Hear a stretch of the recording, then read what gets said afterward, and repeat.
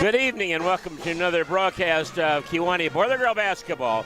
We are live at Erie-Prophetstown Gymnasium before the start of this basketball game between your Kewanee Boiler Girls and the Erie-Prophetstown Lady Panthers. This broadcast is being brought to you by the following folks: Brila Sporting Goods in downtown Kewanee, Ed Morris Chevrolet and GMC in Kewanee, Hammond Henry Hospital in Geneseo in Kewanee, Union Federal Savings and Loan Association in Kewanee, Goods Furniture in Kewanee, Mel Foster Company, Cerno's Bar and Grill and Coco's Coffee Shop, both in downtown Kewanee, People's National Bank, Cernovich's Auto and Truck Wrecking in Kewanee, Edward Jones in downtown Kewanee, Kewanee Schools Foundation, Martin Engineering of Neponset, also Kewanee Physical Therapy and Rehab Specialists, Community State Bank in Galvin, Kewanee, Great Dane of Kewanee, OSF St. Luke Medical Center in Kewanee, Gustafson Ford in Kewanee, and the State Bank of Toulon. Welcome once again, and we want to welcome everybody to the Garden Spot of the Prairie, that is Kewanee, Illinois, on behalf of the Board of Education, the administration, staff, and students of Kewanee High School.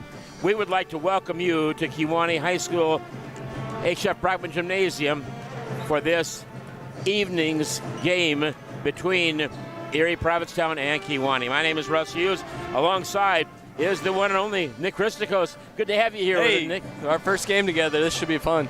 Yeah, well, you know, I've done a couple games with your dad. Oh, yeah. And he's fun to listen to and to talk to.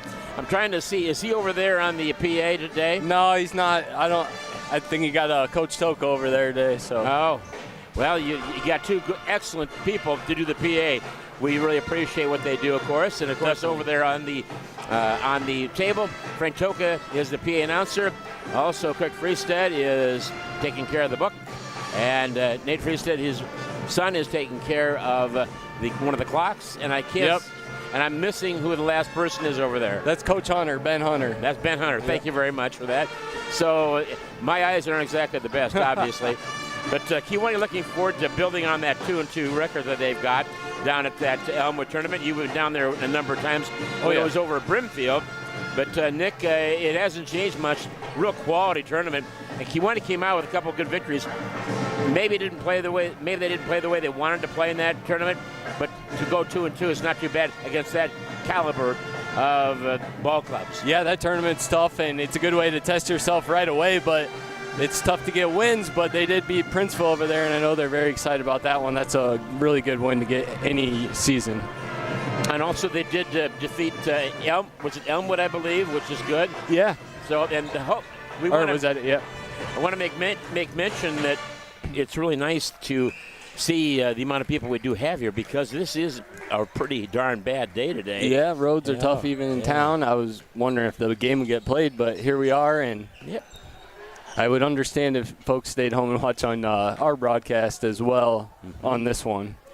We should have a lot of fun. By the way, this is the Three Rivers Athletic Conference, and this does count in the conference, in the division for Kewanee and for EP, Erie-Prophetstown, of course, Lady Panthers, and that's the co-op between the two school districts, the Erie and Prophetstown, and it's really worked out well because they don't just do one or two sports, they do all the sports. Yeah.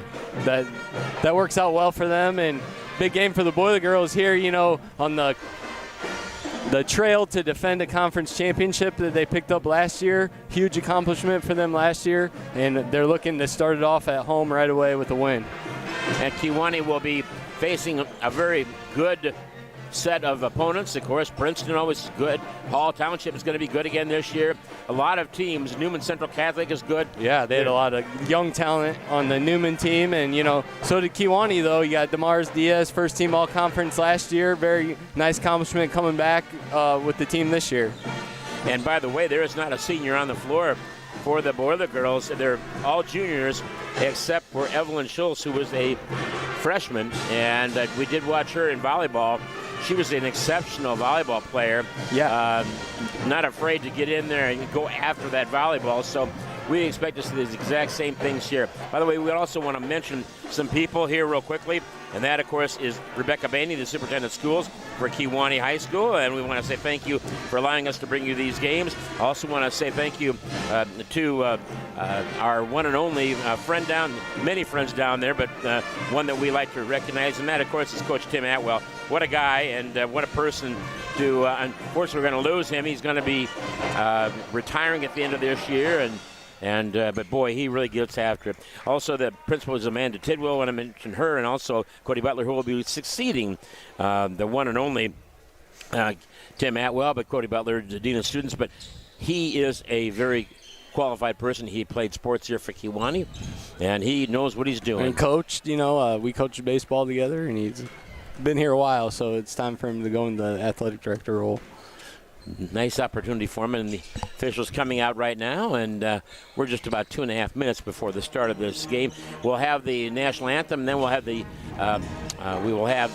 starting lineups for both teams. By the way, the band is here. Yeah, it's nice to have them really add to the ambiance of the gym, and look at that big, nice band, full band. Mr. Bennick there standing in charge up top. It looks great. Yep, and this is one thing. Remember, this is an award-winning band. State champions in the spring, 2 years running. Really nice job by them. Incredible. So, yeah, it really is incredible when you think about what they do. We're seeing all the Boiler Girls out here. This is a talented group of kids, and they've played together for 2 years already. For sure, yeah. At varsity level. Young in the age, but not in experience. A lot of experience last year and even the previous year for these Boiler Girls. Yep, and we're getting ready again. We just mentioned for the. Oh, here comes the Kewanee fight song. And what's really neat is to look at this band and how they really get after it. Mm-hmm. Everybody's standing up, having a good time, and wonderful to see all of these people up there playing the different instruments. I've got a granddaughter that's in the band, and so proud of her, what she does, and with everybody here. And it's so much fun to see everybody up here and having some fun and what a wonderful song. Yeah. What a wonderful song. Unique to our school, and not a lot of schools can say that. Now we're going to have and there we go. And, of course, Frank Toka was the coach here at Kewanee for many, many, many years, and went down to state, ended up in 4th in the state 1 year, Elite 8, I think 6 or 7 times. Excellent coach, and Chuck Blake also was there with Frank Toka. Fun to see everybody come back to their alma mater for the most part. And now they're going to go ahead and have the playing of our national anthem coming up here, and we're looking forward to seeing the band, listening to the band, because there's nobody like this band to play the national anthem. And here we go.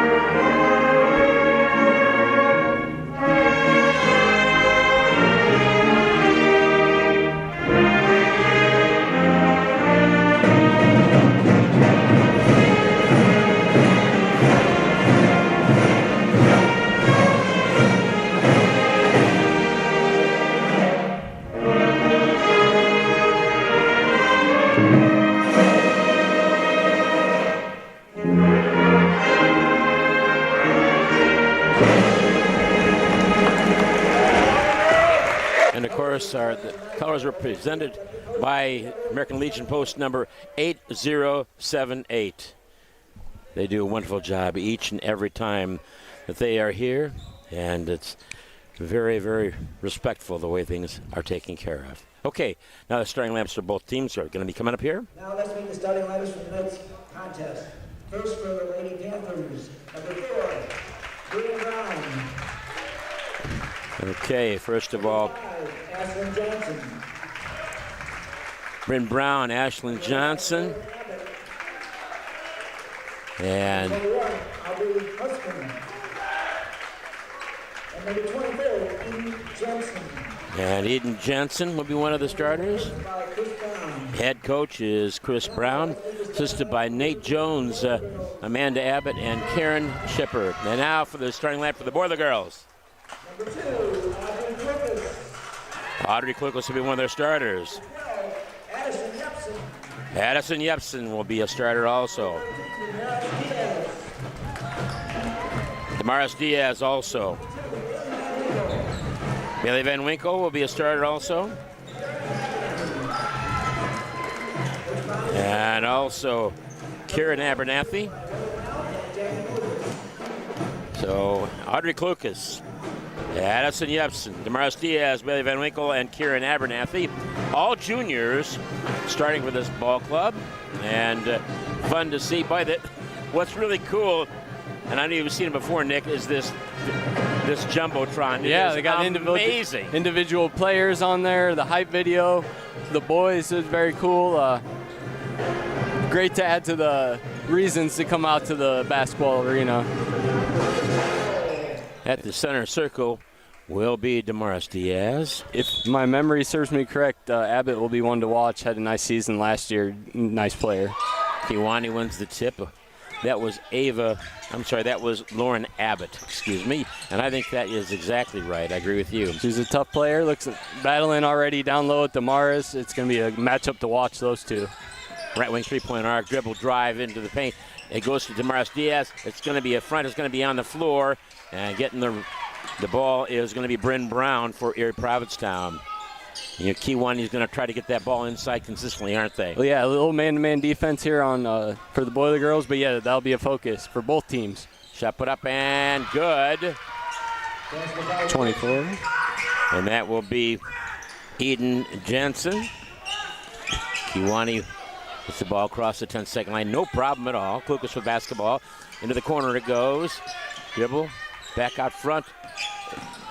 Klukas has actually helped Kiwani immensely in that guard position because she's been leading scorer in a couple of games. Yep. Okay, down on the low block. A little bit of a walk there. No call. And over in the corner goes for a three look. Nope. Dribble. And it's going to be tapped away. It'll be out of bounds. It'll stay with Erie-Prophetstown. Lauren Abbott will take the ball out of bounds over here on the near side, right at half court. It's been pretty fast pace all of a sudden, you know. Definitely, both teams are ready to play. Conference opener. And by the way, Jacob Dolan is our videographer. We sure appreciate him. And the ball's going to come back out. They reverse it. And it's going to be back out front for a three look. Nope. Going to go ahead and back it out once again. Oh, nice defense that time by the Boiler Girls. I believe that was Bailey Van Winkle. Is that right? Yeah, that's who I saw got her hand there, deflection, and see how it goes. What kind of defense is Kiwani facing? Looks like they got a man-to-man as well for EP. As long as they are not helping over the top on Damaris, I like getting it in there. Ball off the leg pass there, went out of bounds. Yep, so it'll be 2-0 is still the score here with 6:08 left to go in the first quarter. Be interesting to see how EP comes out. This is a tough spot for them, you know, break and then a road game on a dreary, snowy Monday. That can be tough, so it'll be interesting opening. Exactly. Ball comes inside. Whoa. Travel. Like 4 or 5 steps there. That's just not legal. Nope. I shouldn't say legal, against the rules. That's better to say it that way, right? Yeah, we should probably just let the officials call it. We had it up here, but he did down there too. Bailey Van Winkle bringing it across the. She has their pocket pick. Damaris Diaz goes Great right hustle. Yep. Get back on that. And travel had to be. Yep. Yep. Boy. I need to stop calling them out here. Yeah. Let's let them happen, but you can see the feet are moving. Good eyes there.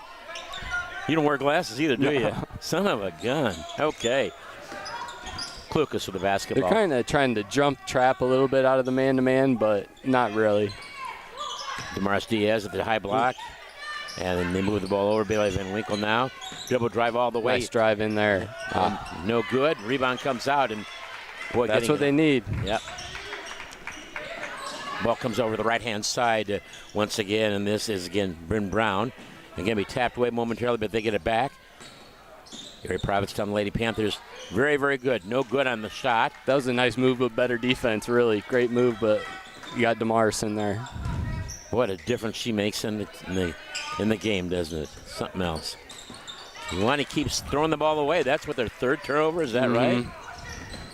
Okay. Abbott with the basketball. She will be putting the shot up, but she'll be fouled by Kiwani. And it'll be 2 shots coming up. Unless it's going to be on the floor. I know this is going to be hit at the free throw line. And that'll be the first on Kieran Abernathy. And going to have a timeout called here. And I think probably that Kiwani called that. That's a good idea for right now. Probably just to reset everything, say, hey, it's okay, slow down a little bit, don't be in a hurry, make better passes is what I'm guessing the message is here. And you would know, you used to be the head coach of the Boiler Girls a few years ago, that's for sure. And yeah, sometimes there's just nothing really to say. You just kind of, hey, look at them and say, hey, the game started, we got to get going a little bit. So I expect a lot of energy boost out of this timeout.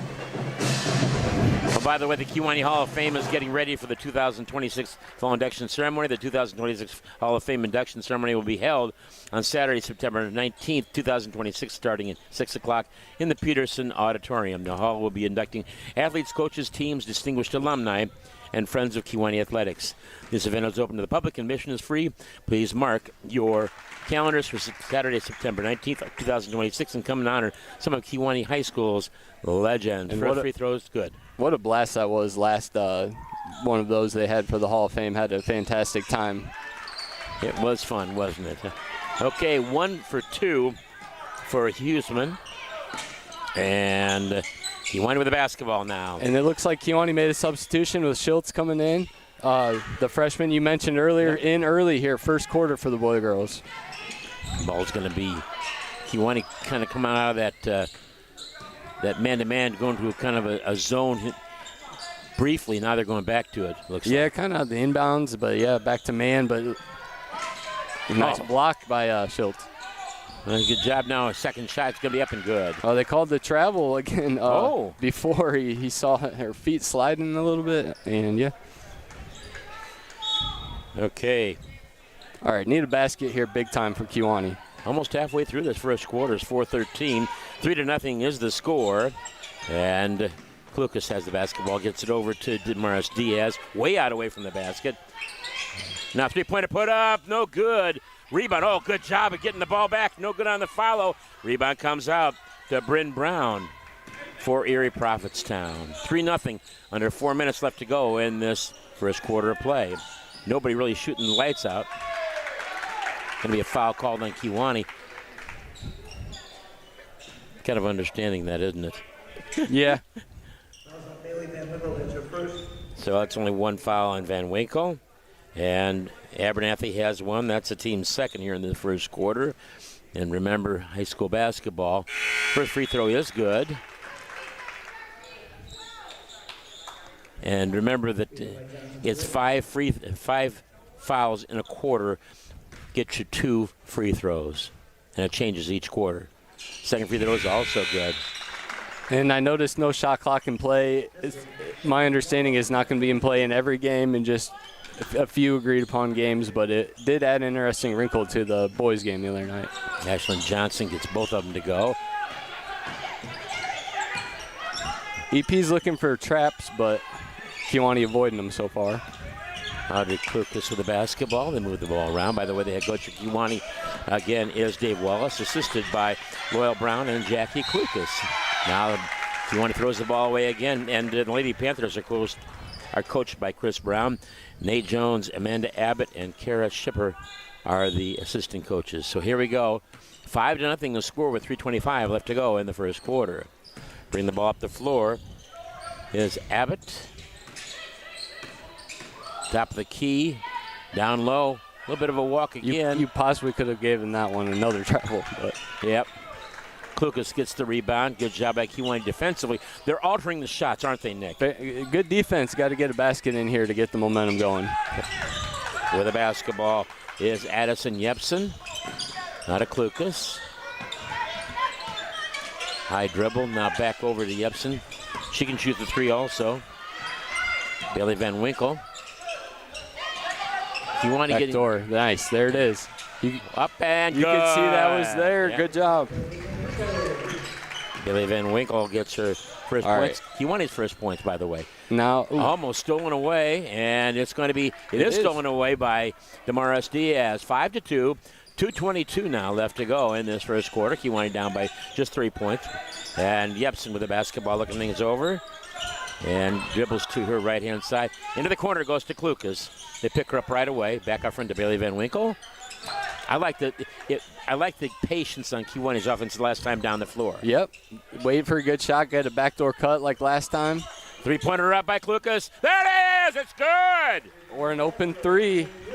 Tie ball game, 5-5. A little 5-0 run just like that. And with the basketball again. A little double high action screening, looking to get the roller. Shot put up in the paint, and it's good. That's a tough move to stop. Jensen gets that one to go. Just using good footwork and a nice post move. 7-5 the score. 2-point lead for Erie-Prophetstown. We knew it would be a close game. Klukas with it. Gets it over once again to Kiwani's. Van Winkle. Shot put up and no good. Getting it back momentarily was Damaris Diaz. Now she hits the floor. I might be a little bit biased, but it felt like she got hit. Shot put up, no good. Good defense by Kiwani. They got back, Nick. What a hustle play there by Shields. She's brought great energy, the freshman has.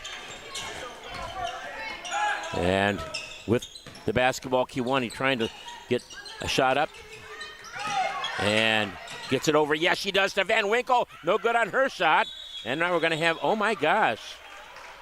There's a little bit of a activity there, huh? First jump ball of the quarter, which is surprising.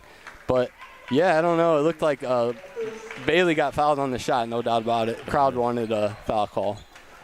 And it was that, we feel too. But you know what? Officials are human too, just like us. Mm-hmm. I've also been on that end of officiating as well. It is not easy. Anybody that thinks it is wrong. Please try it, right? Yeah. There you go. Okay.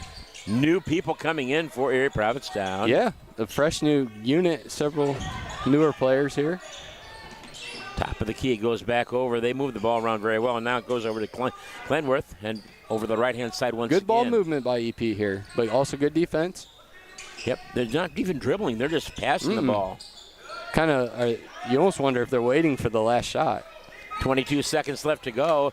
They lead it by 2. It's 7-5, and the shot put up and good. Never mind.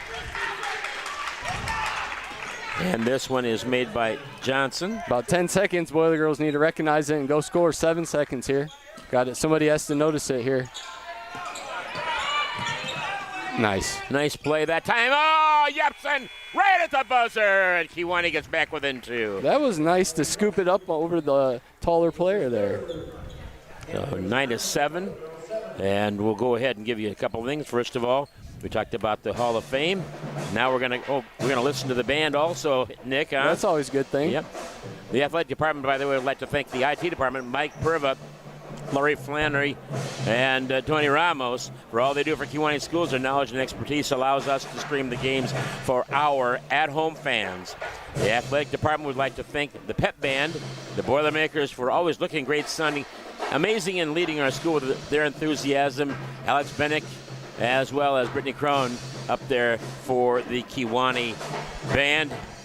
And also the Kiwani Athletic Department would like to thank OSF St. Luke Medical Center for providing athletic training services for tonight's contest, as well as all the team's practices. The sports medicine team of Kim Becker and Bree Cinnamon are also wonderful the way they handle things on the court, in the pool, on the mat, on the field, and in the game. Thank you, OSF St. Luke Medical Center. Okay, back after paying some bills there, and we're looking forward to having some fun here in the second quarter. Kiwani gets the ball to start. They get the last basket. Let's build on it, right? I think maybe get a little defense into offense is what the Boiler Girls need to do, and get some easy ones. They have had trouble getting easy buckets here so far. Van Winkle with the basketball. Reverses it, goes back out front to Another Guerrero. backdoor cut. Good look. Yep. When Damaris has it, you always want to be cutting. She's a great passer. She does so many things well. Mm-hmm. Ball comes over. Releasing, coming over there is Van Winkle. Ready to shoot. EP's played some pretty tough defense so far. I'll give them credit. They've been tenacious. You mentioned the problem maybe when there's a three-pointer, right wing three-pointer. There it is! It's good by Bailey Van Winkle. Very good. Very good three-point shooter. Good to get her going. And Kewanee now leads it by 1. First time they've led in this game. It's 10-9. 7:07 left to go in this first quarter. Being kind of exciting. Good defense by Kewanee. You mentioned it earlier. What are they doing differently? I think just pressuring and getting in the space, making it uncomfortable, and getting in passing lanes right there. I think and Bailey Van take it Winkle up. puts a Ooh, shot man. up, no good. It'll stay with Kewanee. A little bit of a tap away there, huh?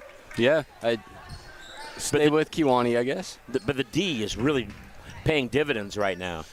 Defense, dividends, D&D.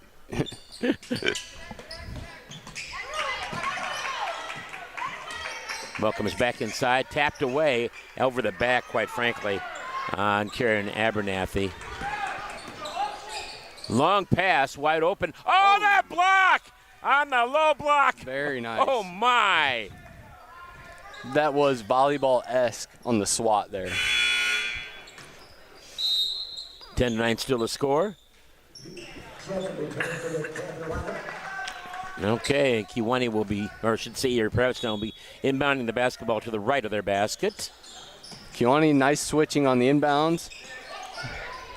Nowhere really to go with the ball.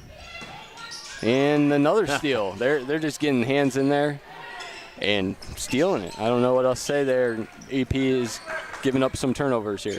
And Yepsen does a very nice job there on the steal for Kewanee. Comes back over to Diaz at the top of the key. And we're going to have the ball. It's going to be a traveling call. No, it'll be a foul called on who? The block call there, I believe. Yep. 11 will have that, and that'll be Lauren Abbott. That's their first foul, by the way, of the game. That might not have been a block, but you had to call something there in that spot, and it was the easiest decision. Inbounding the basketball is Abernathy. Like here, just go right at one-on-one. Oop. Good look there, too. That was a lot of contact down there, but still maybe a pump fake, go up strong. Ashlyn Johnson with the basketball.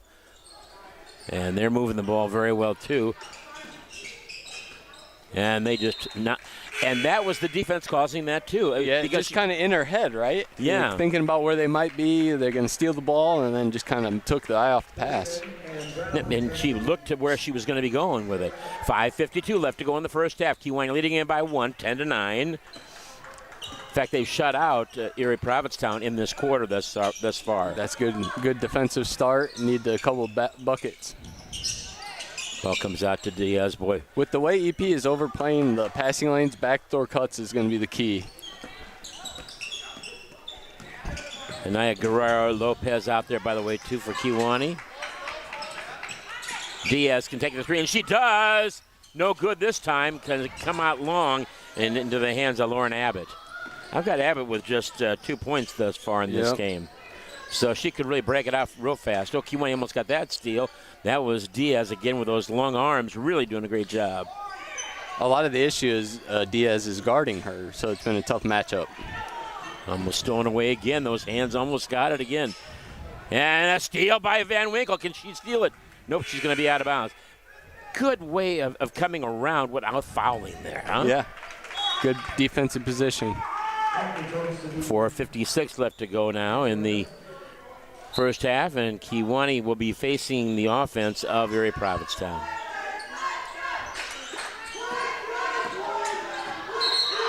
Going to have a double dribble called, and again, that defense is causing a lot of issues for Erie-Prophetstown. Lady Panthers. Here we go. Once again, with the basketball, Yepsen gives it up to Klukas. Low block. Shot put up, no good. It'll be staying with Kewanee, however. That looked like maybe a little bit of the arm, too. You just don't know, huh? Yeah, I'm not sure. Diaz with it. Gives it up to Yepsen. Right wing three-point arc, looking things over. Dribble drive, and she's going to get the ball over. It's going to be a foul called. It'll be out of bounds for Kewanee. That'll be the first foul on Bryn Brown and the team's second. Not too many foul calls this game so far. That's a good look. Oh. And she gets her own rebound back. Stop, put up. She'll be fouled. She'll go to the free throw line for a pair. Damaris Diaz. Way to go up strong. Make sure you get the foul call and hopefully knock down a couple free throws. 10-9 still the score. A 1-point lead for Kewanee. And that is going to be the first foul on Lauren Punk. So that's their third foul in this quarter. First free throw is no good for Damaris Diaz. She has a second one coming up. She has yet to score in this game yet. Coming back in the game is going to be Aiden Clenworth for Erie-Prophetstown. Second free throw is no good also. And it's going to be on the floor. It's going to go out of bounds. It'll stay with Kewanee. Good call by the official, by the way, too. Lopez playing a lot of time out there, which is nice. Okay, here comes Jepsen. Back out front. That is Abernathy. Now, a two-pointer, no good. It was a travel call. What? Sometimes that happens. You can't do a lot about it. Didn't catch that one, not sure. Kind of hard to see. They have nobody out there to get the ball. Oh, there we go. All right, here's that horns look again. You could hear their coach call it out, the high double screen. They look to roll off it if they can't get the basket. Cut off there right away, though, huh? Yep. It's kind of been a repetitive action, so Kewanee's been able to know what's going on with it. And Kewanee's missed a couple free throws and a couple other shots, but they did get the three-pointer, which is nice. Shot put up, no good, and the rebound comes out to Karen Abernathy. There's just nothing there for them on offense right now for EP. It's been a shutout so far this quarter. 10-9 the score. Kewanee with a 1-point lead. 3:42 now left to go in this first half. Boy, the ball over there now.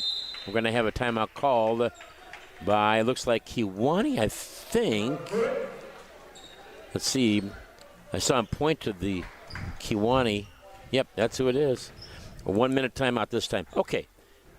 So we're seeing something for Kewanee. They're kind of stagnant in their offense, right? A little bit, yeah. May possibly move the ball a little bit more. And the same thing with Erie-Prophetstown. They're not only stagnant, but they are not doing very well at all. Kewanee's defense has been better. And actually, Erie-Prophetstown's defense is pretty darn good, too. Yeah, this is clearly going to be a low-scoring game, and any buckets you can come up with are going to be huge in this game. I don't know. The score is going to be low. Yeah, and, that's not a bad thing because Kewanee seems to do pretty well with that. Now, if they start getting some rebounds, if somebody would release for Kewanee, they can get the ball down the floor. We'll see what they come up with. But really a nice job. You had a lot of these kids when you were coaching, I believe, if I'm not mistaken. Definitely. You know a lot of their tendencies. What an athlete Damaris Diaz is. Yeah, hard-working player, and she was new to basketball at one point, and you can just tell she's gaining experience with it. Stat stuffer, every category. Yeah, I like that. Stat stuffer. I do like that a lot. You can find her with the triple-double in a variety of ways, including steals, assists, blocks, you name it. I thought you were talking about Jerry Salisbury there for just a minute. He's the king stat stuffer. Okay, Damaris Diaz all the way. Gets it over. Nice job, and Bailey Van Winkle gets her second basket. You love it when you talk about a player being good at passing, and they do right away. 12-9 the score. And a block now. Look at the stat stuff in right after we talk about it. Yeah, my goodness. And with it is Bailey Van Winkle. Again, really doing a nice job. And Damaris Diaz, wow. Just very, very quiet. And they're overplaying and trying to get to her, too. No doubt. That number 44, which is Aiden Clenworth, she really is much taller than everybody. Now, three-pointer put up. No good. There it is. Excuse me. You can tell she's feeling it a little bit, was begging for the ball so she could get that three off. You almost knew it was going in. Van Winkle gets her second tray, and she now has 10 points. A little bit of a danger zone for Erie-Prophetstown. Kewanee making a little run here and expanding on the lead, so very crucial. Kewanee keep building on this, and there's another steal. They just kind of keep adding. Oop. And I like what you said there, because this is an extremely important part of the game for them. Now another three-pointer put up. Oh, man. Almost. I thought that was another one for sure. Yeah. You got to shoot that one every single time. 15-9 the score. Oh, another steal by the Stat Stuffer. Stat Stuffer, another steal after she had an assist block. And out of bounds. And what a nice job of helping the other player up, Damaris Diaz. Like you said, very surprising. She's not scored yet, but she's clearly been impacting the game in every other aspect besides scoring. Bailey Van Winkle picking it up. Coming back into the game for the first time is Annie Campbell for Kewanee. Good to see Annie get some action, a scoring threat, and kind of unconventional type player. Lucas Diaz has it, right wing three-point arc. Looking things over. Now we're going to have what? A foul on Kewanee. Going to say that was a moving pick. And that'll be on Abernathy, I believe. Oh, okay. Yep. Yeah. Good eyes. That's the first foul on Kewanee in this quarter, however. The official gave the player control sign, but it was actually a legal screen. I got confused. And with the basketball now, that would be Abbott. It's the free throw line. It's going to be taken away from her. Everybody's dying for it. And Kewanee, no, it's going to be a timeout call. And so the head coach. Pretty nice play by Coach Brown there. Yeah, he gets the timeout. It'll be a 30-second variety timeout. Both coaches have used timeouts. Kewanee with 2, a 30 and a 60. And the Lady Panthers have one timeout they've used now. And what's nice is the fact that Kewanee is still controlling the tempo of this game. Yeah, and I guess to the clearest point, when you keep them off the scoreboard for the entirety of a quarter, you're doing something right. And right now, the Lady Panthers have not found a way to crack the score column in the second quarter. If the Boiler Girls can complete the shutout in the second quarter, that would be huge towards their chance of a win. Isn't that something, though? I mean, that is you don't see that often, you know. No. And Kewanee did not score until about 3.5 minutes left to go in the first quarter, but then they came out strong, and since that time, in the last 8 or 9 minutes, they've scored 15 points, and they've taken a 6-point lead now, which is the biggest of the game. And now it's thrown away again by Diaz. That was not open there. That was just clearly read by Diaz, and that just was not open. Nice play. Stat stuffing again. Yep. Another steal. Stat stuffing steal. I like that. Two-pointer put up. Good looking shot by Damaris Diaz, her first points of the night. 17-9 now. Kewanee an 8-point lead. She's clearly been working on her longer range jump shots. Great shot. 101 left to go now in the first half. Can't be 8:07. It isn't football, is it? Yeah.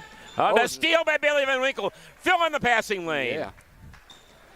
Wait, is this just instinct, or as a coach, do you teach? I think it's instinct, but it's a general aggression of just wanting the ball. With it is Campbell. Gets it back out front to Van Winkle. Now she's being kind of hounded at that three-point arc. Lucas with it, left wing three-point arc looking over. Now it's going to go inside. That got tipped. Oop. And so it'll be thrown away by Kewanee. That's our first turnover in quite a while, yeah, right? that not bad. I got the total at 6 for the first half for the Boiler Girls. That's not too bad for a half, really. And the first quarter had 5. I'm exactly. guessing. Yeah. Yep. Not too bad. We'll talk quite a bit in that about the first half statistics. It'd be kind of nice to know what's going on. That's one thing about you. You are stats too. And look at this, another jump ball, and so therefore that goes to Erie-Prophetstown, but Kewanee gets it on the next dead ball, most likely the second half. That could work out perfectly. 12.6 seconds left to go in this first half. Kewanee with an 8-point lead, 12-9 or 17-9. And by the way, no points scored. And a foul going to be called. They could maybe have a point or two here. Coach Walsh. Oh, man, it was so close. And yeah. That's your first. That'll be on Schultz. That'll be her first and the team's second. So nobody really in foul trouble for Kewanee. First free throw there's their first point of the second quarter, huh? That's correct. And that is by Aubrey Huseman. Second one coming up for her. Yeah, I really like the lift that freshman gives them. And that one is no good. It'll go out of bounds. Kewanee has the ball with 6.1 seconds left to go here, Coach. Yeah, key to just get a good open look. If you can hustle it down the court, maybe find some kind of open shot. You want to get a shot overall, period. 6.1 seconds. This could be a big deal right now in the scheme of things. Bailey Van Winkle has it. Just go all the way to the basket. All the way. Ooh. And with nope. It can be tougher to get a shot in those situations than it seems. That's why I was saying any shot would be a good shot. It doesn't look like Lady Panthers are going to have time here to get this off, but that's fine. 17-10 the score right now. No, they do get it off. Yeah, and .3. Yep. Yeah. Okay. All right. At halftime, it's 17-10, a 7-point lead for the Kewanee Boiler Girls. They have a record, as we talked about, of 2-2 in the season. They would like to get this, of course, and they would be able to have that Erie-Prophetstown team. It seems like Erie-Prophetstown has been kind of hounding Kewanee in sports here recently. The football game at Erie-Prophetstown to begin the season, number one. Number two, the volleyball matches. They have been an outstanding athletic area over there at Erie-Prophetstown, and they've got some good coaches. They have some good support over there. We'll see what happens. Go ahead and with your some. They're always known as a tough team to play for sure. Some scoring totals. Well, first of all, second quarter. Hey, there's Tajiana Amos, star in the past few years for Kewanee girls basketball. Good to see her. Anyways, second quarter, 10-1 on Kewanee, won the quarter. So fantastic job there. The score at half is Kewanee 17, EP 10. As far as scoring totals for the Lady Panthers, kind of spread out. Only 3 people have scored, and that's Johnson with 4, Jensen with 4, and Huseman with 2 free throws. So good job by Kewanee holding some of their interior players to less than they usually might get. As far as scoring totals for the Boiler Girls, you have Bailey Van Winkle pacing the Boiler Girls with 10, which coincidentally is the amount of points EP has if you want to look at that matchup right there. But also you have Damaris with 2 points, Addie Yepson 2, and Klukas with 3. So not a ton of points to go around, but they do have Bailey was hot in the first half from the three-point line with 2 threes and also 2 baskets and countless steals. So my turnover count was first half. Might have missed a couple.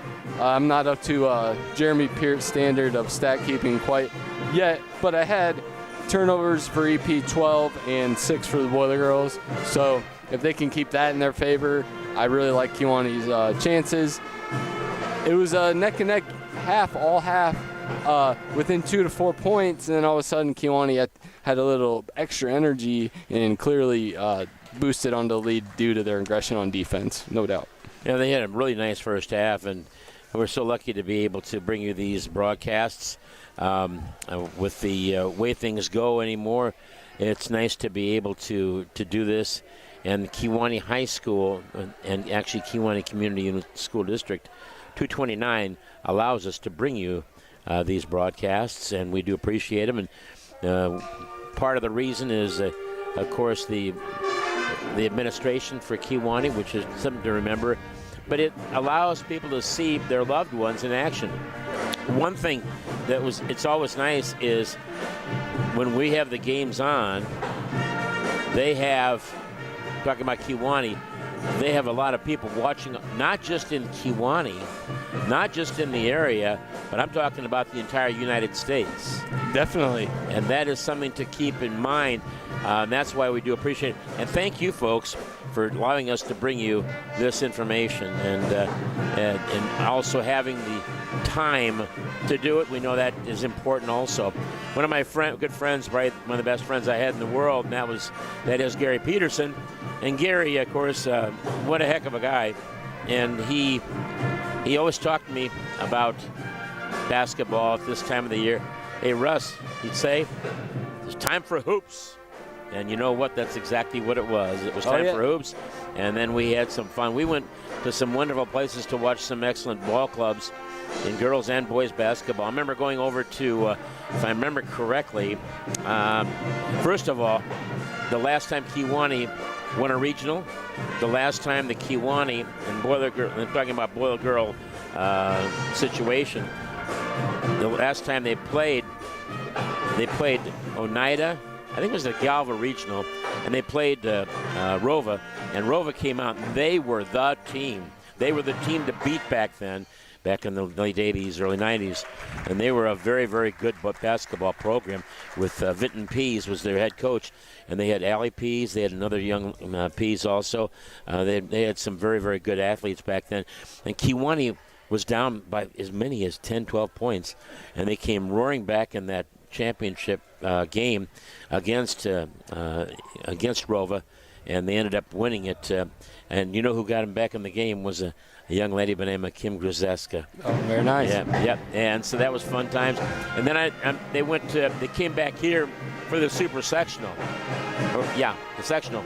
Super sectional. We're back here. I remember doing that game. That was fun with Gary. And then we went to, I believe, to Seneca, the Fighting Irish. And we kind of thought it was really a great camaraderie, and that's where you played your Elite 8 game, and then whoever won that would go down to state then. Well, what happens? But unfortunately, Kewanee lost that game. But it was still a nice ride by Kewanee. Kewanee would like to get back involved in that in the girls basketball, and we're seeing that right now with this team and with some of the kids that are coming up from the junior high level. Nick, how important is it to see the success of this team? I think it's very important to grow up wanting to be a Boilermaker, Boiler Girl for some of the junior high, and they've had a lot of success recently in across the sports, including football. It's something where it kind of goes in cycles. Sometimes you have a ton of kids in a class, sometimes you don't. But it's good to see it. It's just regional has been tough the last few years for the Boiler Girls due to the way they kind of do the seeding, ending up with like Peoria, Notre Dame, teams like Sherrard, teams like that are very stacked teams 2 years ago meeting Peoria, Notre Dame in the regional, and they end up winning the state title. That's a lot to ask for. Yeah, and that was a tough game, but and that was played over at IVC. I remember going over and broadcasting that one. But Kewanee has had the regional situation around here. They played at Monmouth one year. They played at Sherrard. They played at Monmouth and Orion, and all around the area in these 2A schools. Princeton also, and it seems like Kewanee just cannot get a break sometimes to get away from those stacked teams. And you mentioned it, Notre Dame just was unconscious 2 years ago. They were a team that was to be reckoned with. Of course, the Royal girls were and she's were there. Back playing on Bradley now. She went to a different school but transferred back home. She's back playing at Bradley. Of course, her father is the head coach at Bradley University, Brian Wardle, and they've been very successful with him there as their head coach, and been a lot of fun. Conversely, we're talking about regionals here, okay? We get kind of, a little bit sidetracked. Yeah. But I digress. Kewanee has played extremely well in this game, and they keep playing better. I love the way that Coach Wallace is getting Evelyn Schultz into the game. Not every play, but it's at certain times. And what's nice to see is that gives her more confidence, Coach. Yeah, you could tell she gave him a big boost in the rebounding department. Just a little height that they didn't have last year she gives them. And clearly Coach Wallace is gaining more and more trust in her as the year goes on, as is the case with the young player. You don't really know how they might perform underneath in the spotlight of playing a varsity basketball game, but she clearly looks like she belongs to me. I would agree with you 100%.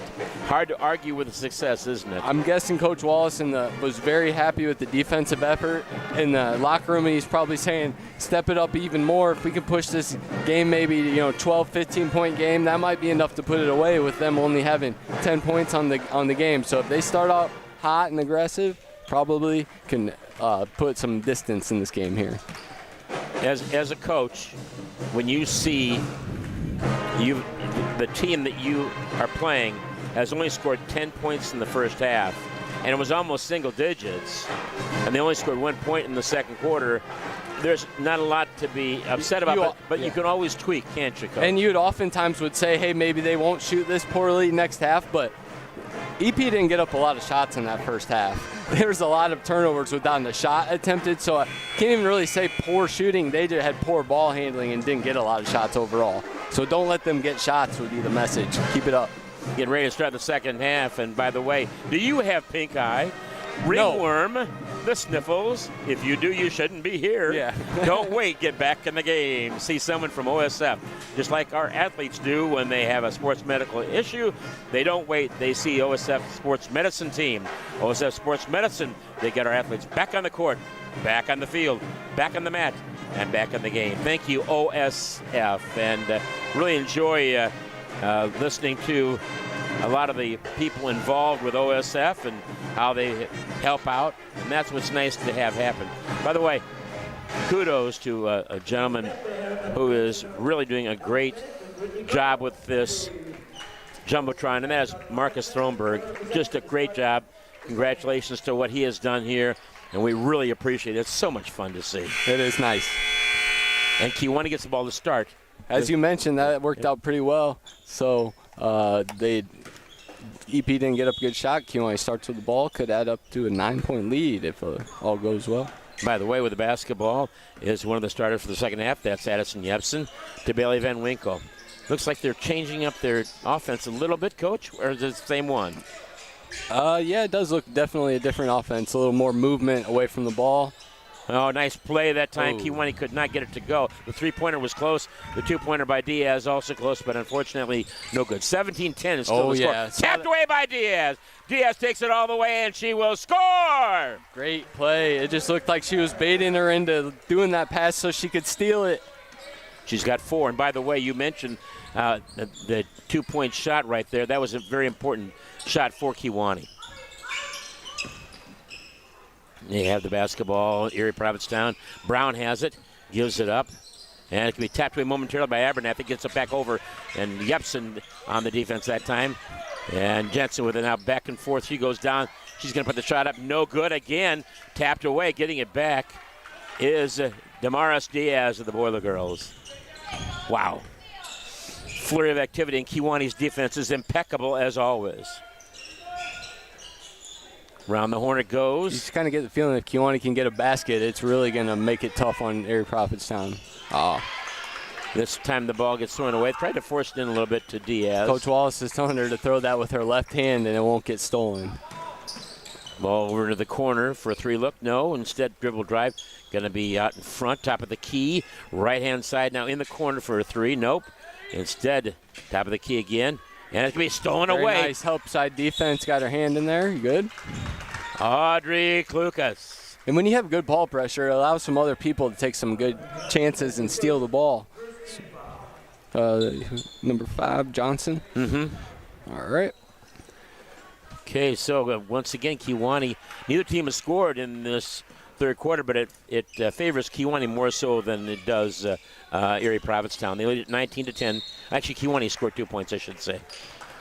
To me, it looks like the Boiler Girls are using some kind of offense with Van Winkle running baseline with 2 guards up top and her looking for the baseline action. Okay, that is the first foul on Aubrey Huseman and the second team foul.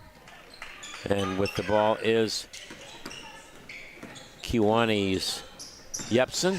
Addison Yepsen. Ball comes inside. Strong move to the basket. Unfortunately, might have been pushed away just a little bit that time. Maybe should have had a foul called. Now, boy, they're really running the floor, aren't they? That was an amazing pass, but just lacked the finish, but great pass. Foul going to be called on Kieran Abernathy. This is going to be her third foul, by the way.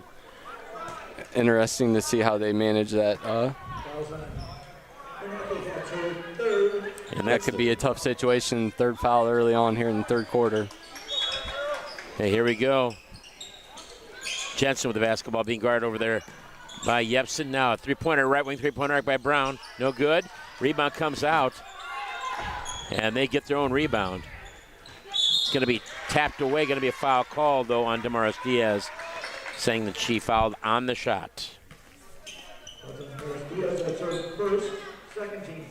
Okay, here we go.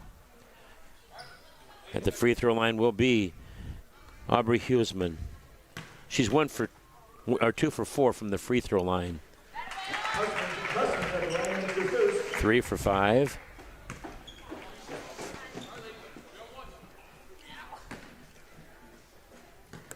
They ran the floor that time, last time down the floor. Definitely. Yeah. Good job by Diaz once again. Gets the rebound. No good on the second one. She's 3 for 6 from the free throw line. Long deuce. No good. Rebound comes out. And they are really moving the ball. Trying to get the three-pointer up. Now it goes to left side. No good. Rebound. Going to go out of bounds. It'll be off of Kewanee.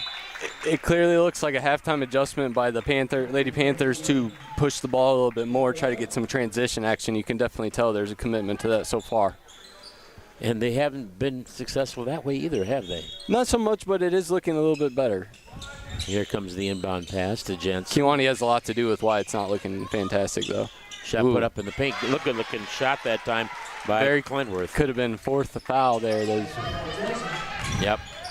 Just got to be careful. So 19-13 is down to a 6-point lead.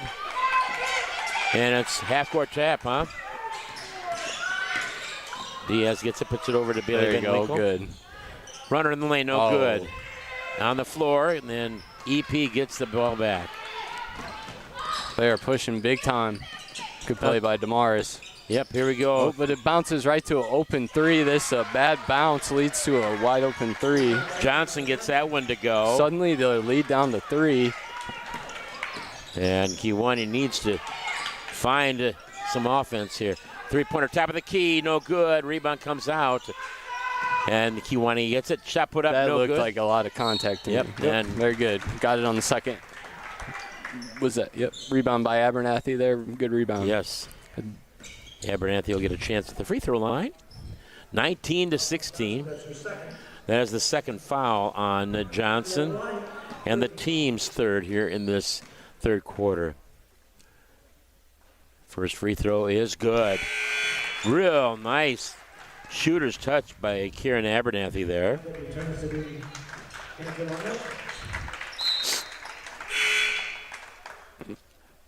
They are got some wholesale changes here. The big girl came out. They've been subbing quite liberally. 20-16, a 4-point lead now for Kewanee. Second free throw coming up, and it is also good. Boy, Abernathy really, those things were a thing of beauty. Two big time free throws there, and then Coach wisely subbing her out so she doesn't pick up her fourth foul here in the third quarter. And we're going to have a timeout called by Kewanee, and it's going to be a 1-minute timeout. And I wonder if they're going to get that defense reset, Nick, for the for this second part of this third quarter. Looking at the score, 21-16. Lady Panthers have outscored the Boiler Girls in this quarter, and this is a good time to reset. Use the timeout just to say, hey, just because they came back, don't forget what got us the lead in the first place. Playing smart, playing hard. And that makes a difference, of course. You want to make sure you do all the right things. By the way, the athletic department would also like to thank J.R. Salisbury and his maintenance crew for always having our basketball court and all the buildings and property in amazing condition. Thank you to J.R. and his crew. The athletic department would also like to thank Jerry Salisbury for taking the time to go to ball games and taking care of the stats. His knowledge of our past and present athletes is amazing, and we wouldn't have stats at our fingertips if it wasn't for him. So, that being said, Kewanee will be on defense again. They will be up in this game by a 5-point lead. It's 21-16. As Nick mentioned earlier, the Kewanee Boiler Girls have been outscored in this quarter 6-4. Tapped away. Good defense by Diaz. And what was that? That was a change in the defense a little bit, wasn't it? I'm not sure. Maybe just a little help side coming off their woman. I don't know. Billy Van Winkle with the basketball. She's hardly touched the ball in this second half thus far. They've been denying her the basketball. Yep. Now she has it. Over in the corner now goes to Klukas. They're trying to get an opening for maybe a 3 look here. Because Kewaunee been hot from the arc to this Yeah, game. they're doing that baseline offense now with Klukas run the baseline instead, but it's kind of Kewaunee threw it away there, unfortunately. fortunate. And could have been a 5-second call there, but shot in the lane, no good. Tapped away, but off of the foot of Erie-Prophetstown. Good recovery by Diaz. She actually blocked that shot from behind after she got beat. She recovered and blocked the shot. Don't want to rely on that, but when it happens, it's good. 21-16 still the score with 3:12 left to go in this third quarter. Billy Van Winkle almost threw the ball. Are they still in the man-to-man? They're still in the man-to-man. Yep, they're looking for traps. They're staying in that, just doing some switching and stuff a little bit, though, and they can predict the movements. They're switching. Yepson, right side now to Klukas. Klukas looking things over. I'd like to see it go inside to DeMars at some point. Boy, Diaz just got pushed out of the way, wasn't she? Kind of looked like it. The physicality has been increasing in the game as the girls are seeing what they can do and not do in the game, and it's definitely been increasing here in the second half. Ball comes in to Klukas. A lot of pushing, really, in the post. And well, they're really moving the ball around very well, Kewaunee is. Back door now. There it is. The backdoor cut is what you need against Oh, Diaz almost got it, huh? They are really letting them play. This is going to only the third held ball of the game. Yeah, isn't that amazing? That's a much more flow to the game when you can have that. But I do think it could get a little chippy here. Both teams really want to win and, fighting for the game. Kewaunee up by 5, 21-16. 2:22 left to go in this third quarter of play. Back and forth it goes now. Manfeld gets a shot, no good. That was, I did not expect her to be able to get that up. And with it is Klukas. Good job going back and forth. Serpentining down the floor. Van Winkle with it. And she hit that couple three-pointers, really did nicely. Now Diaz put the shot up, no good, but she'll be fouled. Very good. Yep. Good drive. I think that's where the Boiler Girls are going to get some offense, one-on-one with Damaris, and then pass into open cutters, but sometimes she's got to take it in and get her to the line. That could have almost been an offensive foul. Tell us what causes that to be not an offensive foul. I saw the official said that she got pushed from behind, so she may have done a charge-type play, but it got pushed from behind, so it didn't matter that happened because of the contact prior, was my best guess. Otherwise, it probably could have been a charge very easily. A little under 2 minutes left to go in this third quarter of play, and 4 fouls now on Erie-Prophetstown, so free throws coming up the rest of the way. Second free throw is no good also, so Kewaunee has really had some problems with the free throw line. There it is now. Shot put up. No, it's going to be taken out. Good Blocked defense. off by Yepson there. Good block. And here comes Millie Van Winkle.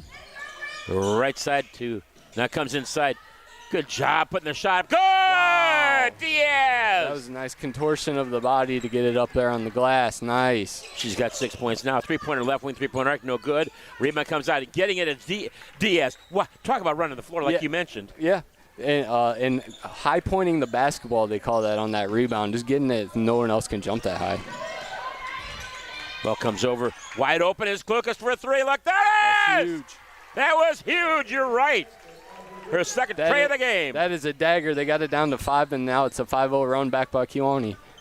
26-16. Suddenly feels like a different ball game. It does.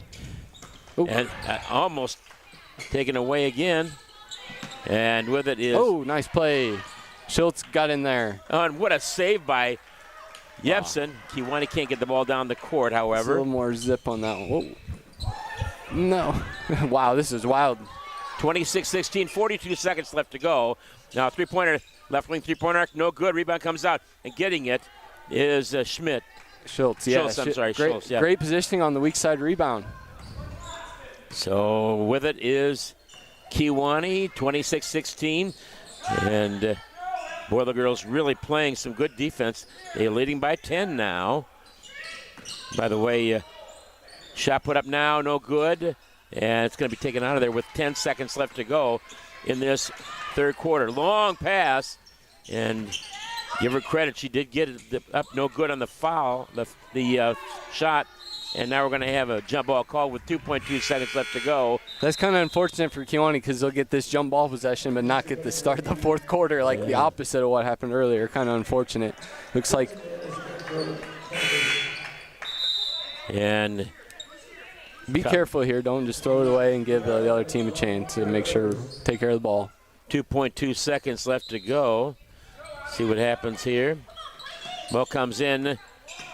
And now shot put up no good. That's the end of the third quarter. Kewanee leading it now 26-16. I'm looking over here and I see the head of Matt Costenson over here, the head of the Kewanee High School, the Kewanee School District Hall of Fame, and we sure appreciate him. And he always comes up and talks to us, which is nice, talking about the Hall of Fame, but mainly his team because he's the sophomore coach at Kewanee. Mm-hmm. So, again, we're seeing a lot of the advertisers come up here, Nick, and let's go ahead and talk a little bit about this first half, that the third quarter, so that Kewanee played. They was down to a point where Kewanee was up 21-16, and it could have been bad, but Kewanee just stuck with what got them where they were. Yeah, and still won the quarter, which is kind of really all you ask. Hey, we'll win the quarters, we'll win the game, and 9-6, Kewanee won that quarter. And more importantly, didn't panic when the EP went on the run, didn't panic, and found a run back themselves. So that was very key. A 5-point game feels a lot different than a 10-point game, and the boy and girls are in great shape to handle it. But you do expect Erie-Prophetstown to up the defensive pressure, the reach-in, and overall just speed and desperation. So time to lock in. So taking the ball out of bounds will be the Erie-Prophetstown Panthers here to start this fourth quarter. And Kewanee leading it right now by a score of 26-16. They've given up 9 points, 1 point, and 6 points in the three quarters. Their defense has been, I'll use the term again, impeccable. Well, comes inside. Oh, look. Wow. What'd you say? Stat stuffer, and deflections not really a stat. It's important in they count them in college and stuff. Deflections. She's probably got 10 deflections too. Ball comes in once again. The low block. Jensen now they're trying to get an opening, and with it now is Kleinworth. I'm sorry, no, that's not right. That is Jensen, but Kewanee steals a basketball. Kewanee looking maybe to get a three-point shot off. Let's see. Campbell with the basketball just came in the game, and she will be called. Yeah, it kind of took a little bunny hop there, they might call it. Right in front of the official, that is not, though they will see that. But, you know, the thing is, Annie's learning and playing very good basketball. We have a very, very good thing for her to learn how to do this. Oh, tapped away by Klukas again. This is probably on Erie.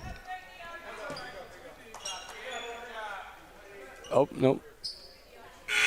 They're going to call a foul. That's all right. That's the first team foul. And Klukas gets the Just foul. Remember, everybody needs to remember time and score, 10-point lead. Don't panic. Yeah, just go ahead and play well, and that's all you can do. 26-16. Play the good defense. Kewanee's been doing just that. Good job that. calling out the screens by the Boiler girls. They actually, kind of looked like an elbow to the. Another jump ball. Now Kewanee gets it back. Sometimes you just got to fall back and you're going to get the call, but they didn't fall back, so it didn't get the call. But it seemed like an elbow. Yes. But sometimes it's about how you sell it. I don't know. Audrey Klukas bringing the ball up the court. Take your time, Boiler girls. Get an open shot. Time is your friend. Yeah, there's no shot clock, is there? No. Billy Van Winkle down the baseline. She goes. Oh. Backs it out for a three Great look. No Ooh. good. I like the inside-out look. Andy Campbell gets the rebound, Good though. rebound. Klukas again with a three look. There it is! What? Campbell kept it. Oh, and then Erie-Prophetstown throws the ball away. Oh, my. Great job by Annie Campbell keeping the play alive. She outjumped somebody double her height to get the three-pointer. Extra effort leads to an extra point. Great job. And Klukas has been hot I think she has attempted maybe 4 3-point shots. 3 for 4 is what I have her for, yeah. 75%. Boy, you can't do much better than that, huh? Yeah, and being up here, and we've watched her for years, you kind of just knew that one was going in. She gets a look in her eye like that shot's going in, and that's what that was.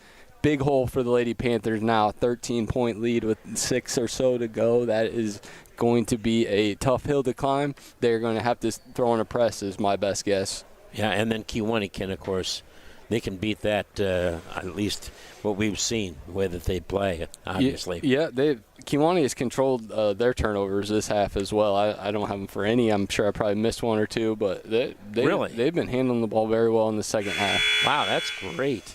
That is excellent. You know, you can't do much better than to have 0 turnovers. Huh? Right, yeah. Yeah, you're going to win a lot of games doing that. Mm-hmm.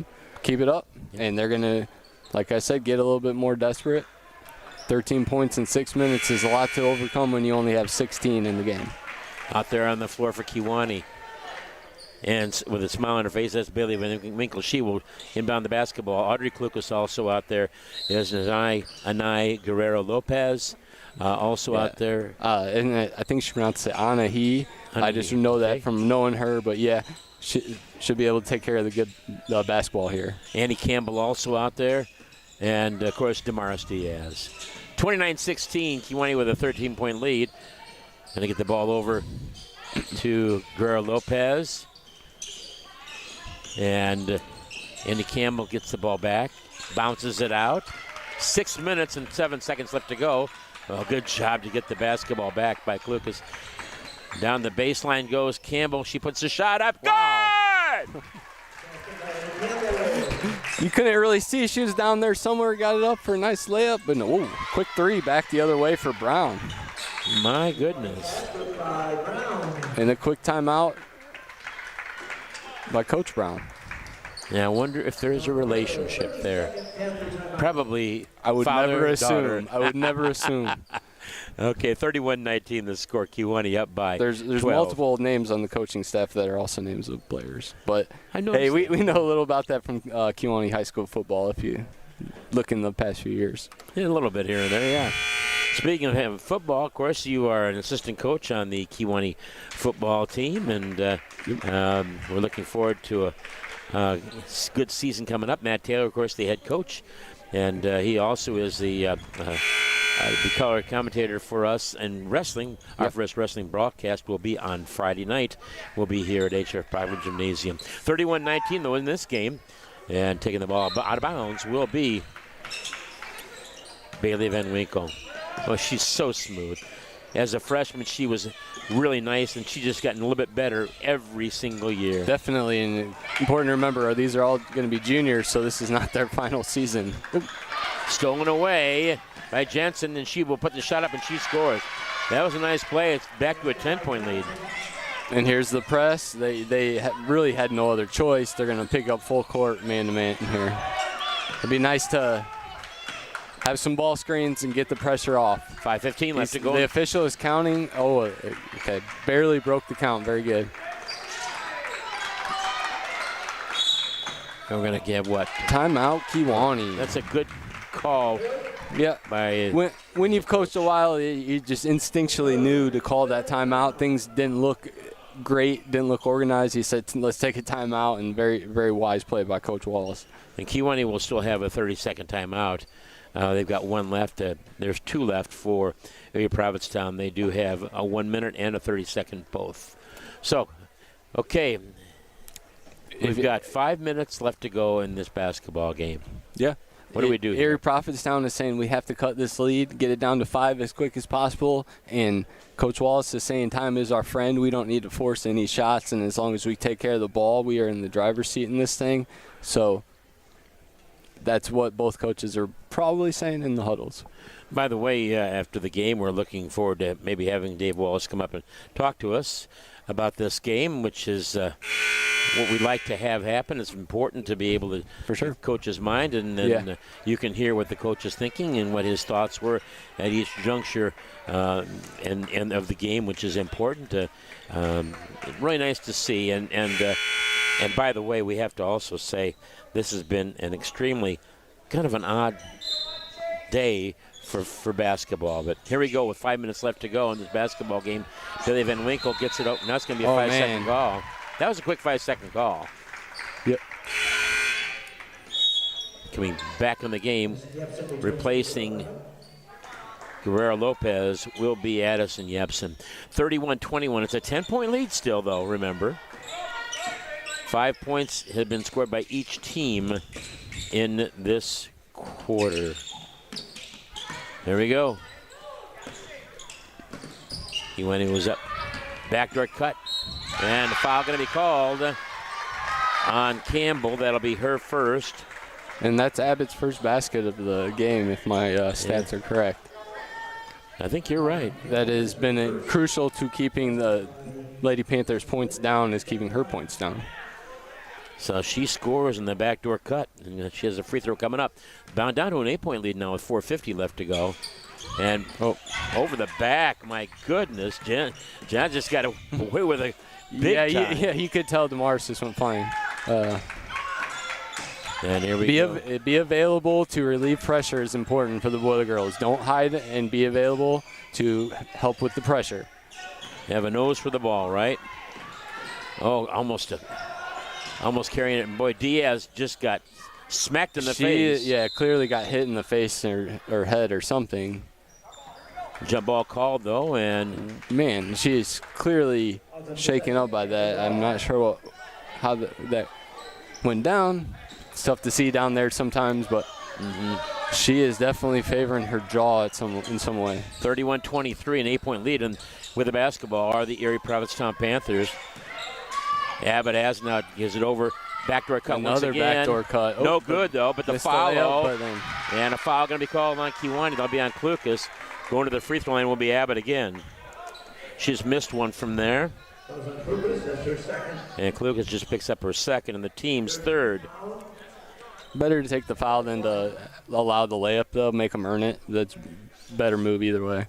4:06 left to go in this basketball game. They're starting to make a little bit of a move. They've scored 7 points in this quarter. Kiwani has scored 5. Now make it 8. She gets the first one to go. And coming back in the game is Kieran Abernathy with those 3 fouls. And we were looking over there, and we're seeing Damaris Diaz. She got rocked pretty good there. Yep. They made the sub there. Oh, man.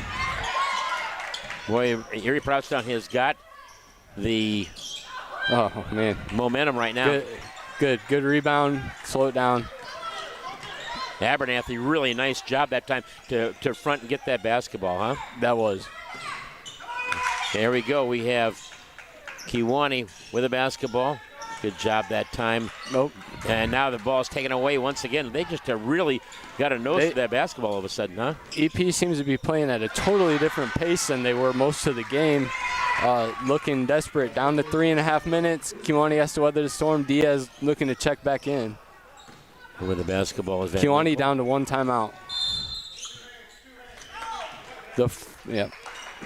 Yeah, and we saw that a lot on Friday as well as on Wednesday night. The boys, they're using 2 hands almost all the time. First foul of the quarter by EP, so they have some room to be aggressive. And that's the second foul, by the way, on Brown. 31-26, a 5-point lead now, remember. And gonna have a traveling call.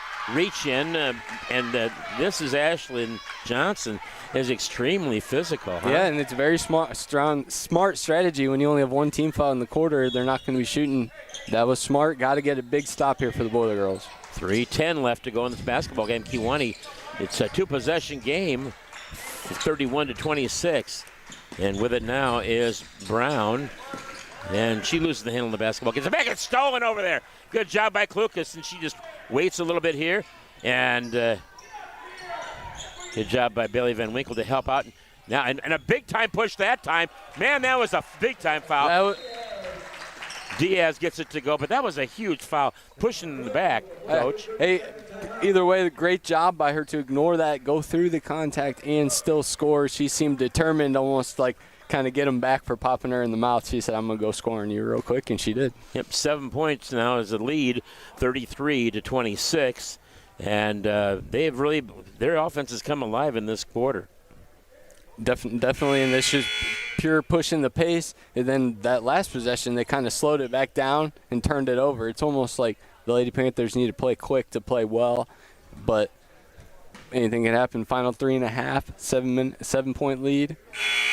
Yep. No timeouts for Kewanee.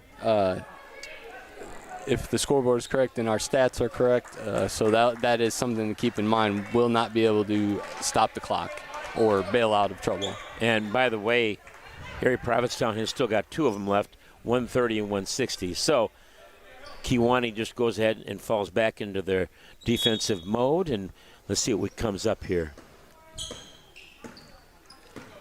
Okay, here we go. With the basketball once again are the Erie-Prophetstown Panthers. That was Huseman. Down low, it's going to be out of bounds. And they're going to say it actually stays with EP. I think it was already out of bounds before she touched it.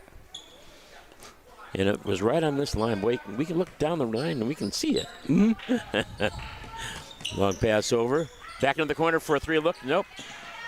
Shot. Oh, that block by Diaz! Oh, my! You could see that one coming. That was fun. Oh, yes. 2:22 left to go in this basketball game. Kewanee up by 7. And with it is Bailey Van Winkle. Over in the corner to Audrey Klukas. Looking things over. Smart play to not. Now it's going to be knocked away, but getting it back. Good hustle. Is and almost had a backdoor cut, but Kewanee gets it back. Good! Who did that? Bailey Van Winkle. Yeah. It was kind of just rolling around, and she picked it up and scored it. She's got 12. And block there, I couldn't see who it was, if it was Abernathy or Klukas or both. Good block. 9-point lead now, 1:45 left to go in the basketball game. Kewanee up 35-26. Okay, here we go. I think Erie is in foul territory. It's a 9-point lead. If they don't start fouling soon, this one is all but done. Oh, there's a steal. Getting back is Klukas. Shot put up and it's good. And then they will call a timeout. Yeah. Yep. It's 7 points, minute and a half, only a minute and a half left. And that's Punk, I believe. It was 10, right? Yes. Yep. Okay, so Lauren Punk gets that one to go. And boy, they've got some stuff to come up with this fourth quarter. Having 16 points at the end of the third quarter, they've not quite doubled their amount. They've gotten 12 points, so that's a huge difference in this game. Definitely. We'll see what happens in the fourth quarter. We got a full timeout here. Going to be some free throws needed to be made by the boy girls to put this game away. And there's only one foul on EP. Oh, yeah, they have 4 fouls. The coaching staff of EP is probably reminding them that we need to get to the bonus before we can put them to the line. That's right. I'm seeing a number 15 down there. I'm not sure who that might be. One of the freshmen, I'm guessing, they dress a lot of kids for the varsity, I think. But I'm trying to figure out who that is. I want to make sure because we don't want to have a mistake later on. But the last half of this quarter has been back and forth. But with 1:26 left to go in the basketball game, Kewanee is going to want to really control the narrative. And they have the basketball. Here we go. Timeout by the EP Panthers. And you mentioned full court pressure. Got to be man-to-man full court. Be available to relieve pressure. Good use of the spin move by Bailey to relieve pressure. Oh, dribbled off their leg, though. Over and back, so 1:16 left to go. And coming back in the game for Erie-Prophetstown is Maddie Porter. I think it's the first time in the game, for that matter. She replaces Bryn Brown. Okay, in front of the scorer's table. And it comes in. Back door again. They have realized the back door has been open. Huseman gets another basket. And it's back down to a 5-point game. Push, elbow. Goodness gracious. That should be a foul. But doing Kewanee yeah, exactly. The clock's rolling, and they actually need to get a couple fouls. It almost looked like they were intentionally trying to foul there, but I'm not sure. which I would not blame them for doing that. They should be doing that, but I wasn't sure. That's the third foul on Brown. Ball comes in. Another foul going to be called. That's actually perfect for the Lady Panthers to get another foul on the board with only like a half a second came off. That's actually very good for them. So that is 3 team fouls now for them. 54.2 seconds left to go in this basketball game. Here we go. Inbounding the basketball. It comes in. Good job that time by Kewaunee Addison Yepson. Back and forth. Klukas has it. 45 seconds left to go. I wonder why they're not fouling. There has to be a foul here, or the Boiler Girls will just dribble out the clock. Yep. Back and forth. Good job by Klukas. Now the foul going to be called, and this will be on Ashlyn Johnson. Her 4th foul, by the way, and the team's 4th foul. 36.7 seconds left to go. Listening to Coach Wallace down there give instructions to his team. Ball comes in once again to Bailey Van Winkle. Good job by her. Gives a little bit of breathing room. 30 seconds left to go in the basketball game. And we're going to be a push out of bounds. It's going to be on Kewaunee. On Kewaunee, but not in the bonus yet. 26.1 so no harm done, besides losing the ball, but it's all right. Play a very solid defense. No fouls on any threes or anything. 26.1 seconds left to go in this game, and EP will have the ball in front of the scorer's table again. They need this shot to come within the first couple of seconds, so get a hand up there. It's stolen by Diaz. They threw it right to Damaris, which was good for us. And foul right away, and that is going to be on Huseman, her 3rd, and the team's 5th. So it'll be 2 free throws the rest of the way for either team. Audrey Klukas has not attempted a three-pointer yet tonight. She's got 9 points. She has 3 threes. You can hear a pin drop. First one, what a good-looking free throw. I love to see people shoot free throws so well. That's good. If you make this one, you could turn it into a 3-possession game. Very, very important. And this one is good too. Shooter's roll, shooter's touch. Gives her 11, and Kewaunee with 14 seconds left to go. And they're going to get it to go. 2-point shot made.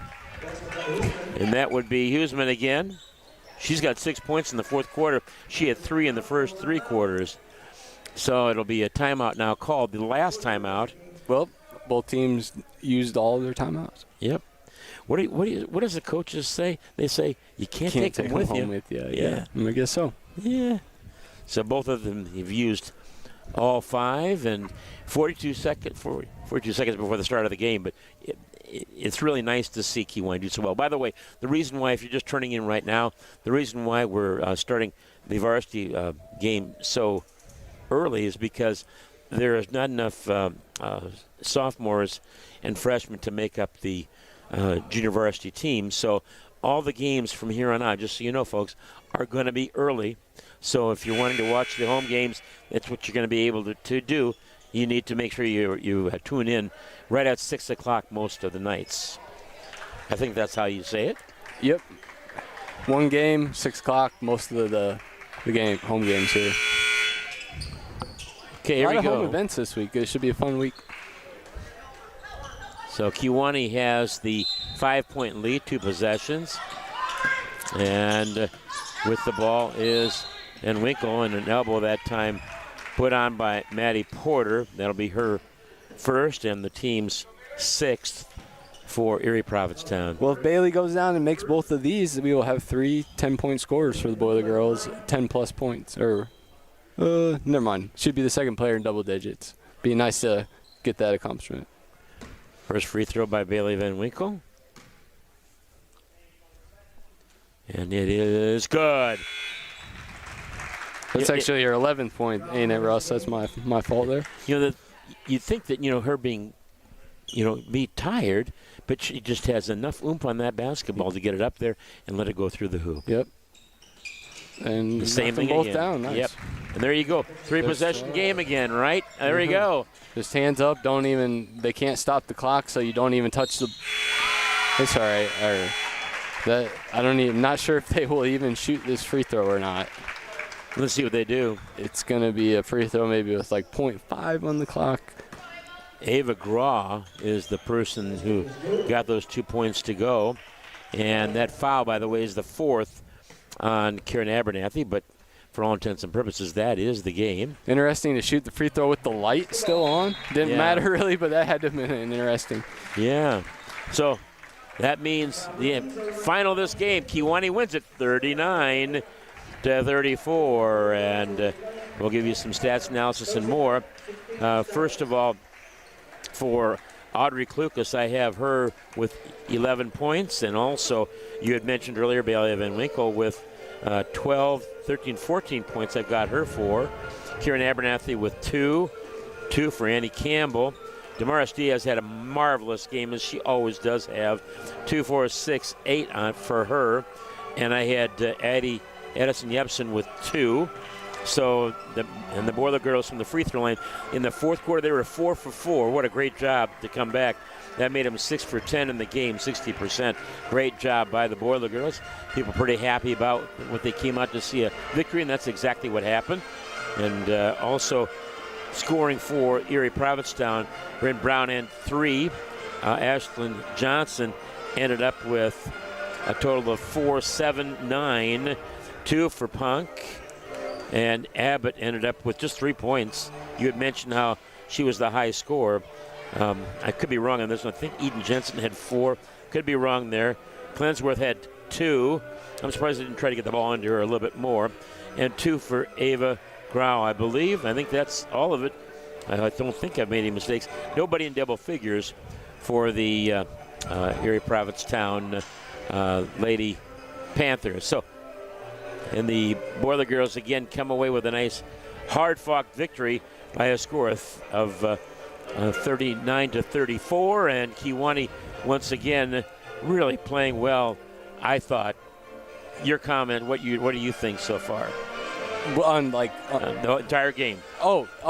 The more aggressive team won, and that's how a lot of these close conference games are going to go. Kewanee wanted the ball more and made sure they got the ball more. On loose balls, I thought they went Kewanee's way, playing through contact, and rebounding. I mean, Kewanee cleaned up the rebounding. The other team was a taller team, maybe more physically imposing, but Kewanee didn't let them stop. That stopped them on rebounding, a lot of high pointing the ball, and a ton of blocks by the Boiler girls. That's by the guards, by everybody. I didn't keep blocks this time, but I would guess it was 10 plus easy on just swats. And Erie-Prophetstown had a hard time scoring 34 points. You hold a team to 34 points, varsity girls basketball, it's going to get you a lot of victories. And that's after they really played very well in that fourth quarter. They finally got in rhythm, and they were able to make a lot of shots. But Kewanee's defense was in control of this entire game, and that is the big key. Yep, and I think the Lady Panthers realized a little too late that they could get the transition game going, the up and down game going a little bit. They didn't really push that until the end of the game, and when it got desperation time. If they would have had a little of that extra energy earlier on, I think it could have been a closer game. I don't know about you, but I never really felt like the Boiler girls were in much danger. I thought that they were kind of firmly in control of the game on both sides and handled it well enough to overcome very challenged in the second half. Yeah, and I think the biggest lead in this game was 12 points by Kewanee. And give EP a lot of credit. They came back nice and strong for them and made it a real game that would have been a real sad thing for Kewanee if they would have lost this game. I like your Prophetstown team. They should have a nice season ahead of them when everybody plays that hard and tough. Like that, they're going to have a good season, but that's just a cap towards Kewanee. They were the tougher team. And interesting about these matchups is you're going to go play them a second time at their court. It could be just a completely different game. You never really know with this stuff who's healthy, who's not, who's feeling well.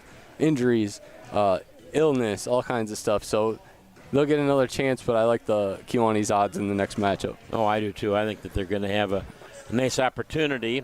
Trying to get a hold of Dave Wallace here to come up and see us. And if he doesn't see me. Oh, he's got it. He was trying to get out of it. Yeah. It was either that or I was going to say, I can yell pretty loud. You kind of heard that, didn't you? Yeah, a little bit. No, I didn't notice that. I'm happy to call a game with you. It's fun to do, isn't it? Yeah, it's fun to do games. Yeah, period, yeah. Definitely, and especially when the hometown team comes out with the win. It's a good to start off conference 1-0. Yeah, and then 3-2 in the season, if I remember correctly. Yes. I hope I'm right there. Yeah. The teams came in at 2-2 apiece, I believe. So. Uh-huh. Yeah, and Coach Wallace is not a stranger to basketball. He has been a coach in the area for a long, long time, and he's excited about this team. I've been talking with him a few times, that's for sure, and we'll be able to talk to him and see what he has to say. Coach Dave Wallace joining us right now, by the way. Coach. And I really like that. That is a sharp-looking, not sweatshirt. I don't know. Quarter zip. Quarter zip. Okay. Yeah. Okay. Well, now we're being joined again by Coach Dave Wallace. And Coach, good to have you join us again. You catch your breath yet? Yeah. That was a really wonderful defensive game by your Boiler girls. Yeah, we've been doing that. I mean, we were up 20-12 on Elmwood that first game, and they were big and physical. Gave us trouble in the man. In their man, just with their physicalness and size. And as you can see, we're not real big. So we're seeing a lot of hustle, though, from your team, and they're filling the passing lanes really well, too, and they're stealing the ball a lot. And not many turnovers at all from what we had. In the first quarter, yes, but after that, one maybe? I might have missed you for some, but, yeah, only had 12 the whole game. Not bad. No, and that's fine, especially this early. I mean, what? It seems like we got a lot of kids back, but there's 2 or 3 kids that are playing, and they didn't get a lot of time in the varsity, and that's a big adjustment, I think. Yeah. So. What do you notice about the team taking new roles this year, or a couple of your senior ball handlers graduating? How have they had to adjust to that? That's what's been the issue, really, is we're having trouble beating anybody off the dribble, and you kind of got to do that with pressure. You gotta be able to eat your man. If somebody's gonna come bother you, you gotta go hard against them. And we're quick, but we're not fast. And we're gonna figure that out. Tay was fast, Yes. Maya was big and strong, and they're trying to do this on their themselves now and not them. And like you said, they did a good job. We had multiple turnovers all the time last year, but we got it into Damaris more. And we got to figure out how to handle the ball on the perimeter and yet still find her and get her the basketball. But they're big, so it's hard to get it into them. Yeah. So. Damaris, though, was really on her game tonight, wasn't she? Well, outside of scoring, she seemed to have a lot of other stats outside of scoring. she's a really good athlete. So they wanted to run all those screens on us, and we switch them, but it's hard throwing over her. Yeah. So, and she can play outside or inside on defense, which allows Karen to pretty much pick everybody up that's going through. And, they're doing really good on defense. Really good job. Steady play from all the rest of your players. I like the Evelyn Schultz coming in and gave you some quality minutes, too. She seemed to give a little spark. Yeah, she's got the size, and when she gets her hands on the ball, she gets the basketball. And it seemed like at that time that's kind of what we needed with all those big girls for them on there. They weren't going to go shoot outside. Those girls weren't. So we're just going to switch that screen, and she can stay down on the block, really, on defense. So. Did you see anything different from EP that you expected? Not that I expected, but it was a lot different last year. They're very athletic. Very athletic, and they want to push the ball. So it was, hey, do you press them? We don't really get to work on the press much because we only got 7 kids. They're going to play fast anyway. Our half-court defense has been really good. So we just kind of went with that. And I hadn't seen the kids since Wednesday. So they had to be dying out there. Oh, yeah. Yeah. That's a tough spot, that Monday game after a break-in, Coach. Yeah. They're supposed to practice Saturday, but obviously we couldn't with the weather. So that was a good job by him. Second quarter almost held them scoreless. Great job. Seemed like you slowed down their transition. They couldn't get any easy baskets. That was pretty good defense in the second quarter. How'd you do it? Well, it's kind of what we did at Elmwood, and it's kind of Weathersfield and all those. We're just struggling on the offensive end. We're quick, and I think the kids know how we're switching the defense. We just switch every screen all the time, and if teams aren't patient with us, we're not. They broke us down, I think, early, and they got a post on a guard. But then they didn't get too many of those after that. And it's about us pressuring a little bit so they can't see that. Hey, let's get the ball in. There's that mismatch. And I mean, Damaris is a horse on the perimeter, and the our guards fight out there too, so. And I scream, help side. Constantly. And by the way, the three-point shot was looking real good for your team tonight too. Yeah, that's what I'm saying. If we can figure out the offense, what to do, how to move, how to do it while we're tired, I think we're going to shoot the three well, and that should open things up for Damaris. But we got to take care of the basketball. Yep, I agree with you. Well, Coach, it's getting kind of late. It's a 6 o'clock game. That's right. That's what I'm saying. No, I was trying to be facetious. But, your team has played well. We're looking forward to seeing you. But how does prep look different without the fresh off game ahead? Did you kind of just treat it like you would a tournament game, or how did? Well, I suppose today we did because I hadn't seen him. We came in at 5 and shot a little bit. I think for us to be successful, we got to shoot well. And Damaris is going to get – I mean, if she doesn't score, what'd she have tonight? I hit her for 8. Yeah, but she causes so blocks, much problem. steals, assists, and deflections. And Kieran's been playing really good defense down there too. Mm-hmm. I mean, so we just got to get her confident and shooting from Seems like you got them believing in the wall and up and just don't foul that. And it worked even on much taller girls tonight. I thought that was great post defense by your girls tonight. Yeah, I think they did a real good job there. I want to do a shout-out. It's my mom's birthday today. Yeah. Great job. Happy birthday, Mom. Her name is? Carolyn Wallace. Carolyn Wallace. Carolyn Wallace, happy birthday. Good job. Yeah. So, smart. Yeah, I see she already took off on me. So. Yeah, gotcha. So anyway. Well, thank you for coming up and joining us again. We look forward to talking to you again this year quite a bit, if that's okay with you. Oh, that's not a problem. Come on up. Yep. Love to talk with you and pick your brain about certain things about the game and about this team you got. I think you're pretty excited about this team. I saw you at a lot of volleyball matches, and I know you're pretty excited about the team.